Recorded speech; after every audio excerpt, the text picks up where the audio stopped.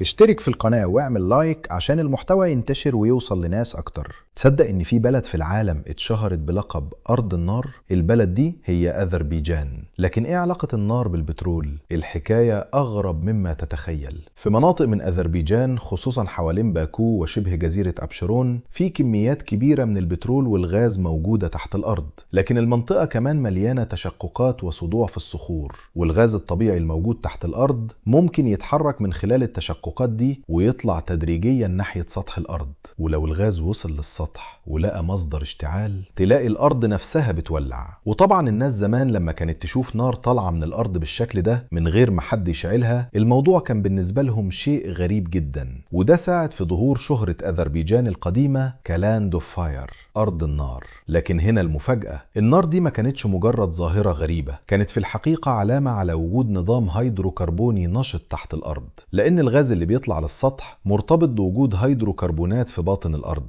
ومع تطور علم الجيولوجيا والحفر بدأ الإنسان يفهم إن المنطقة مش بس فيها غاز، دي فيها بترول بكميات ضخمة كمان. وفي القرن التاسع عشر بدأت صناعة النفط الحديثة في أذربيجان تكبر بسرعة رهيبة، ومنطقة باكو تحديدا تحولت إلى مركز عالمي لصناعة البترول. بدأت تظهر آبار الحفر بأعداد كبيرة، وبعدها المصانع وخطوط الأنابيب ومرافق التخزين والنقل. وفي فترة من فترات أواخر القرن التاسع عشر كانت باكو واحدة من أهم مناطق إنتاج النفط في العالم، والثروة البترولية جذبت المستثمرين والمهندسين والعمال من أماكن مختلفة، والمدينة نفسها اتغير شكلها بالكامل بسبب صناعة النفط. يعني تخيل القصة، في البداية نار بتطلع من الأرض، وبعدين الإنسان يسأل إيه اللي بيخلي النار دي موجودة؟ فيبدأ يستكشف المنطقة، يلاقي غاز، وبعدين يكتشف إن تحت الأرض في بترول وغاز بكميات ضخمة، وبعدها تتحول المنطقة إلى واحدة من أهم مراكز صناعة النفط في العالم. والأغرب إن النار اللي كانت بتخوف الناس زمان أصبحت بالنسبة لعلماء الجيولوجيا دليلا مثيرا على وجود الهيدروكربونات تحت الأرض.